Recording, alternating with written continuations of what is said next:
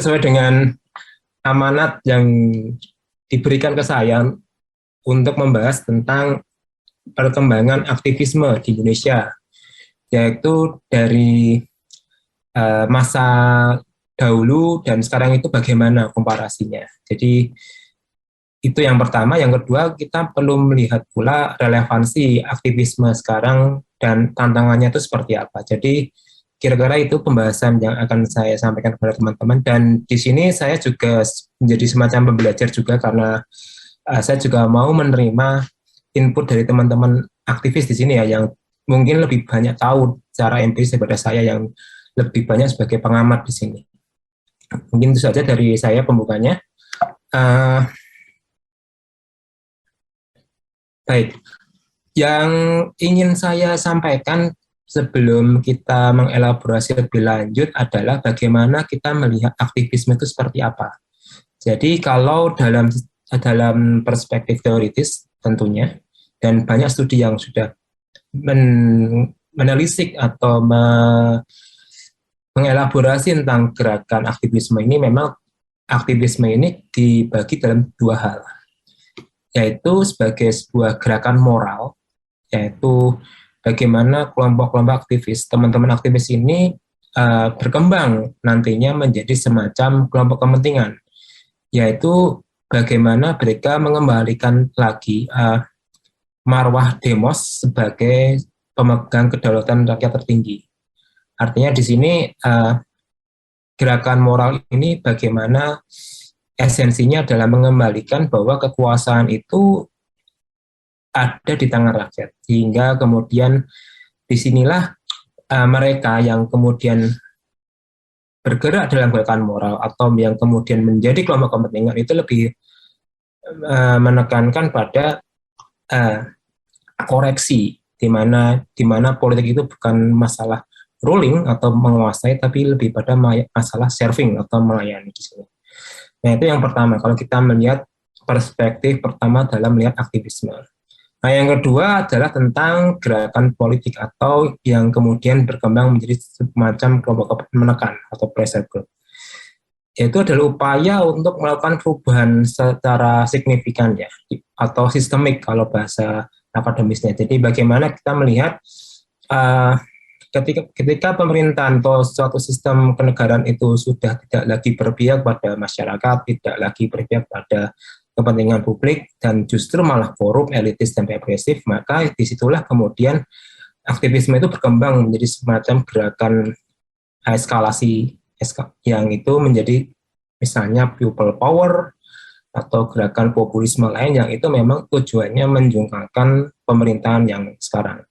Jadi kurang lebih dua hal itu dulu yang ingin saya sampaikan sebagai basis ya, basis pendasar bagaimana kita melihat aktivisme di Indonesia itu seperti apa. Nah di sini saya akan menjelaskan terlebih dahulu bagaimana generasi aktivisme yang ada di Indonesia.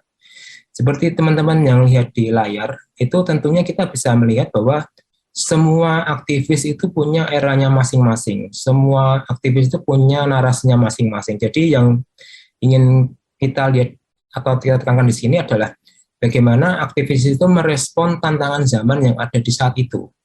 Nah, kalau kita lihat di layar, di tahun pergerakan Indonesia di tahun awal abad 20 ya, di 908 sampai 1920, itu memang kita bisa melihat gerakan-gerakan yang itu malah justru dipelopori oleh kalangan-kalangan terdidik ya, atau kalangan priayi di sini.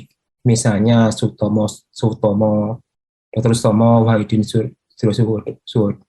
Kusodo, kemudian Suwardi Suryaningrat. Jadi misalnya gerakan Budi Utomo yang terkenal, atau mungkin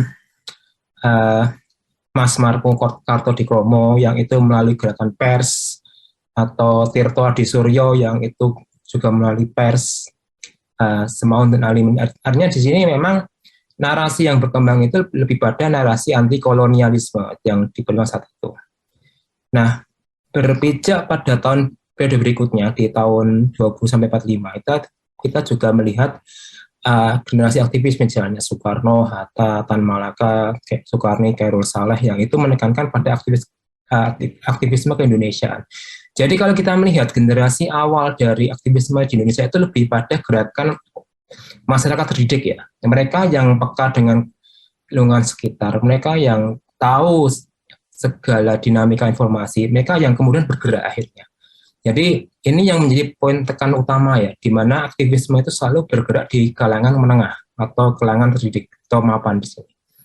Nah, setelah Indonesia merdeka dan memasuki babak Republik, nah di tahun 66 misalnya, atau kita mengenal namanya Suhoki misalnya, Yusufo Anandi atau Arif Budiman yang itu mereka menentang resisten dengan pemerintahan Orde Lama yang itu dikuasai oleh Presiden Bung Karno ya. Jadi di sini narasinya juga kemudian narasi tentang represif sebenarnya. Tahun 74 juga hampir sama. Kita mengenal adanya Hariman Siregar, Aini Khalid dan Syahrir yang itu juga menentang dalam tanda kutip Orde Baru yang mana dianggap pro kapitalis dan sebagainya. Dan 98 yang mungkin teman-teman aktivis atau teman-teman sudah banyak kenal jauh, kita mengenal ada tokoh-tokoh seperti Budiman dan lain sebagainya yang itu juga mengangkat anti otoritarianisme.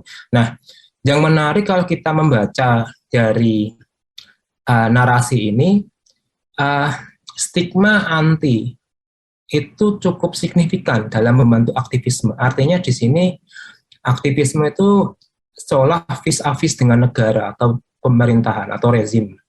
Jadi yang kita lihat di sini ternyata selalu dalam posisi yang berseberangan. Kalau kita membaca dari generasi awal ya, di mana yang namanya negara atau sistem itu menjadi hal yang menjadi common enemy atau musuh bersama, di mana aktivisme itu lahir. Nah, itu yang kita bisa refleksikan dari generasi awal. Nah, saya ingin mencoba mengkomparasikan generasi awal yang tadi kita diskusikan dengan apa yang kita nanti diskusikan tentang generasi kekinian atau generasi yang muncul setelah tahun 98 sekarang. Jadi kalau teman-teman bisa lihat di layar, jadi kalau dari kajian yang saya kompilasi dan saya telah, itu memang ada pergeseran yang cukup signifikan ya kalau kita bisa lihat. Kalau dulu aktivisme itu berbasis pada peer-to-peer movement, artinya di sini yang namanya aktivis itu mesti satu angkatan, satu latar belakang, satu status sosial. Artinya di sini lebih condong aktivisme itu dalam relasi yang sifatnya kolegialitas. Kita tahu satu sama lain dengan siapa kita berinteraksi, dengan siapa kita berbicara, sehingga dari situ kemudian menjadi efek bola salju yang kemudian membesar. Nah, sekarang di era aktivisme sekarang, kita mengenal yang namanya kolektivisme ya. Artinya kalau sekarang ini, kalau dulu aktivisme itu lebih pada misalnya demonstrasi atau melawan propaganda dan sebagainya, sekarang itu lebih pada kolektivisme ya, atau yang kita lihat sekarang adalah aktivisme klik. Misalnya sekarang kita mengklik Change.org misalnya, atau kitabisa.com atau situs-situs lain, itu kita sudah bisa dianggap aktivis. Nah, artinya di sini penyebaran engagement ya, atau keterikatan dalam suatu gerakan itu kemudian tidak lagi tersekat pada gerakan misal berbasis kampus atau mungkin gerakan berbasis organisasi lain, tapi lebih pada menyasar pada kelompok-kelompok yang lain yang itu memang tidak memiliki latar belakang akademis misalnya. Artinya di sini kita bisa melihat gerakan itu kemudian melebar dari tembok kampus kalau kita lihat sekarang, yang mana orang awam pun sekarang bisa jadi aktivis, bahkan ibu rumah tangga pun bisa jadi aktivis karena mereka tahu dengan isu yang berkembang di sosial media.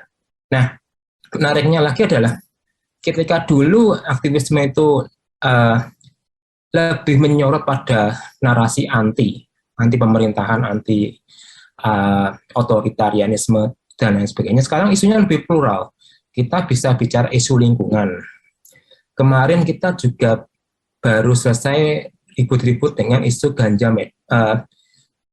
ganja medis misalnya. Kemudian isu-isu lain. Artinya di sini isunya tidak lagi isu yang berbasis kekuasaan, tapi lebih plural. Akhirnya kita bicara isu lingkungan, kita bicara isu keagamaan dan sebagainya. Artinya di sini aktivisme sekarang itu tidak lagi dalam suatu entitas yang single.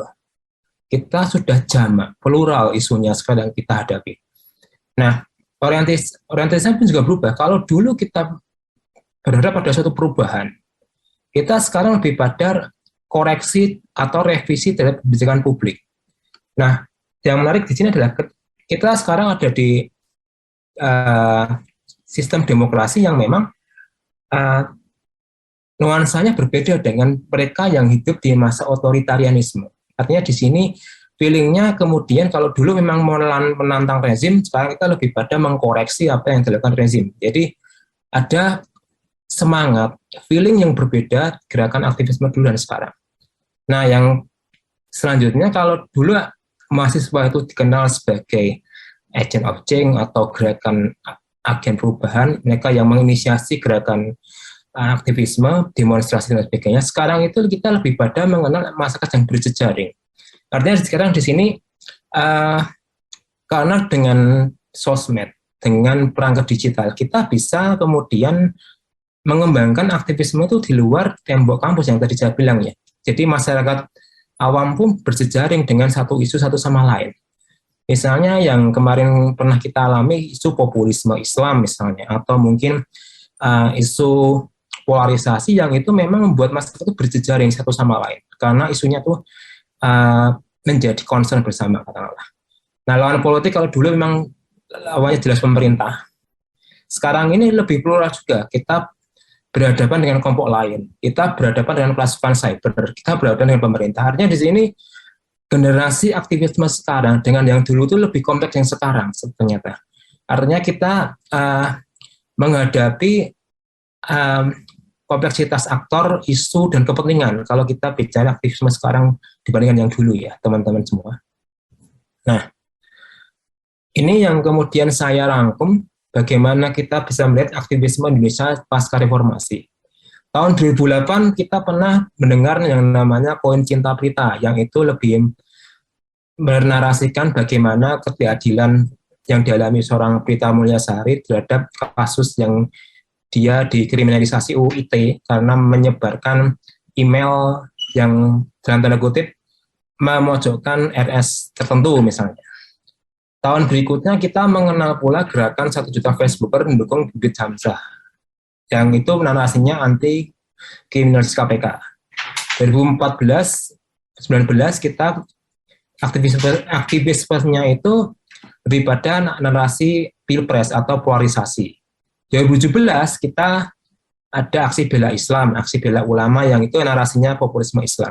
Nah, sekarang 2020 sekarang kita mengenal namanya aliansi rakyat bergerak, kejayaan memanggil promosi korupsi.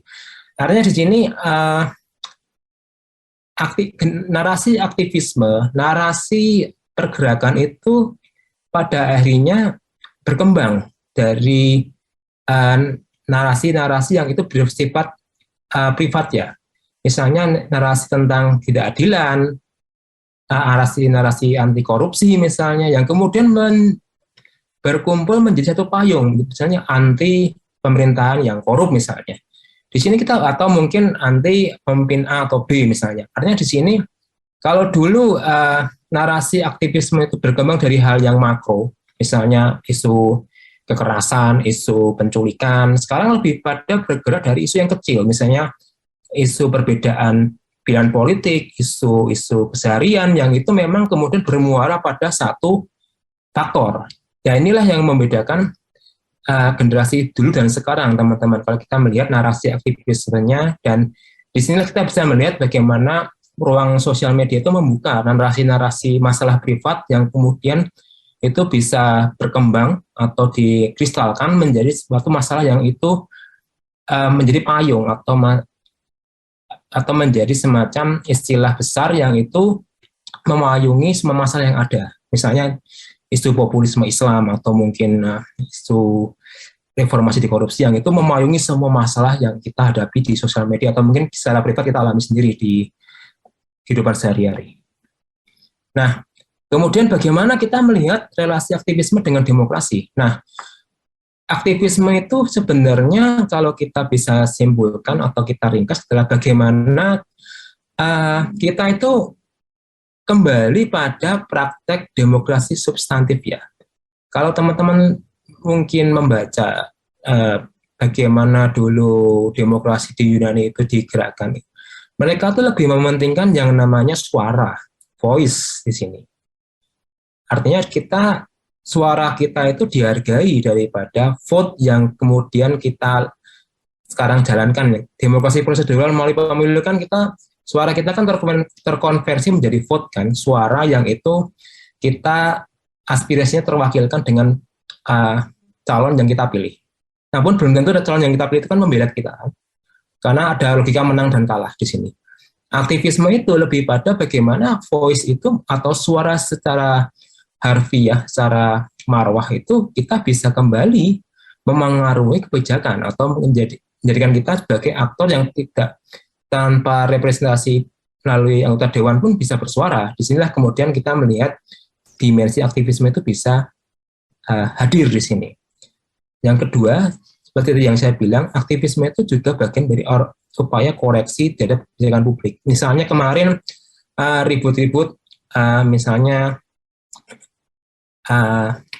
sekarang kita alami ya, misalnya polemik UU KUHP misalnya, atau HIP, atau mungkin revisi atau mungkin UU Cipta Kerja yang kemarin berhasil disidangkan di MK. Artinya di sini aktivisme itu lebih pada koreksi ya, atau kita merevisi apa yang dilakukan oleh negara di sini.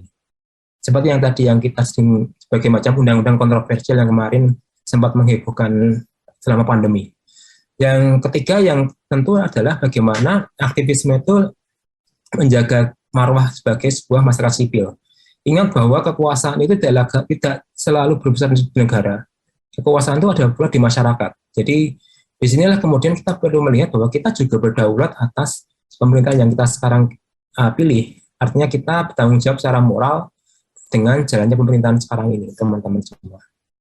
Nah, tadi saya singgung tentang mengapa aktivisme itu selalu muncul dari kalangan menengah. Karena mereka kalangan terdidik, kalangan mapan, kalangan yang mampu mempunyai akses kemanapun. Nah, lalu bagaimana kita relevansinya dengan aktivisme sekarang yang lebih dikenal sebagai aktivisme digital.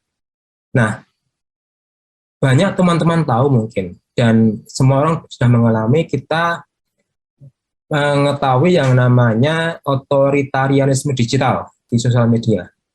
Apa itu otoritarianisme digital? Seperti yang tadi saya jelaskan di penjelasan di sini, prakteknya itu lebih pada penyaringan, sensor informasi, penyadapan, disinformasi, pengerahan pasukan cyber yang itu lebih pada konsentrasi kepentingan dan kekuasaan tertentu.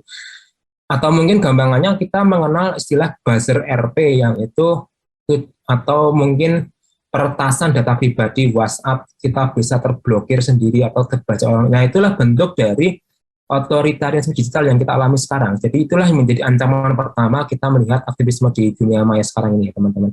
Yang kedua adalah masih rentannya pelindungan data pribadi yang kita alami. Artinya di sini data pribadi kita itu belum mempunyai semacam undang-undang yang cukup kuat untuk bisa memagari kita dari adanya praktek-praktek pencurian data. Nah, inilah yang menurut kita menjadi keprihatinan sendiri ya, di mana data pribadi kita, hak pribadi kita itu masih rentan untuk bisa dicuri orang lain, yang itu tentu tujuannya untuk hal yang tidak bukan-bukan. Nah, inilah yang menjadi masalah kedua ya, tantangan kedua. Yang ketiga adalah pemblokiran. Artinya di sini masalah sensitif, masalah yang itu sifatnya bisa menimbulkan disrupsi, itu negara punya kontrol untuk memblokir di sini. Nah, tiga hal ini yang menjadi masalah tantangan kita melihat kelas menengah sebagai basis aktivisme digital, teman-teman. Nah, lalu bagaimana kita melihat sang digital di era sekarang? Nah, ini data yang saya himpun dari katadata.com ya. Jadi kita bisa melihat ternyata yang paling sering kita alami ketika kita bicara aktivisme adalah masalah peretasan. Ada kasusnya WhatsApp-nya diretas, Facebook-nya dihilangkan password-nya, atau Twitter-nya diretas, dan sebagainya.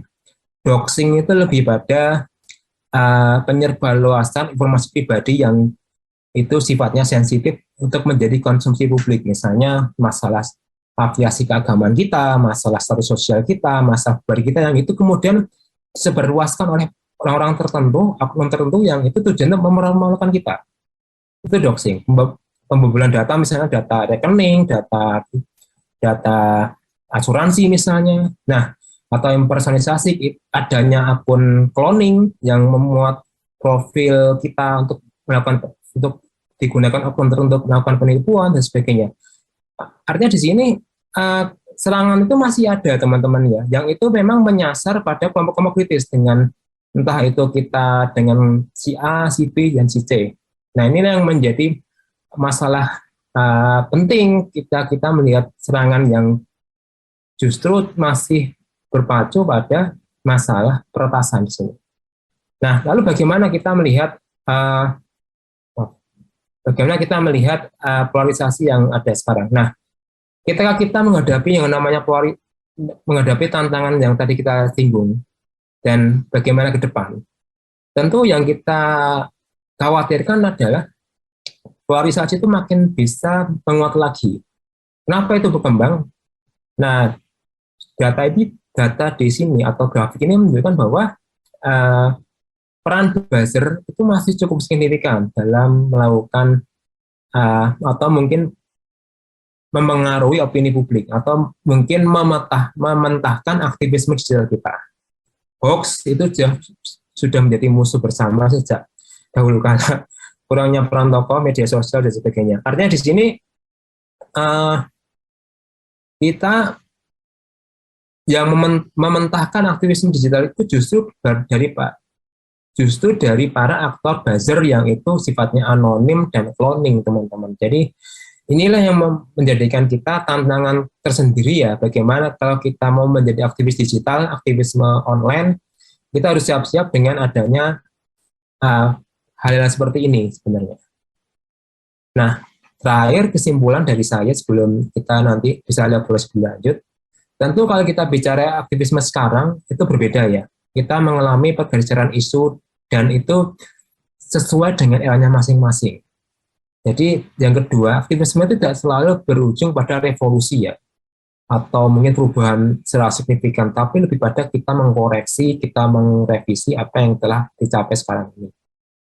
Nah, aktivisme digital itu memang menawarkan suatu keterikatan, suatu hubungan yang lebih luas, tapi juga kita perlu melihat bahwa ada tantangan struktural yang lebih besar pula, yaitu internet kita yang tentu masih dimonopoli negara di sini.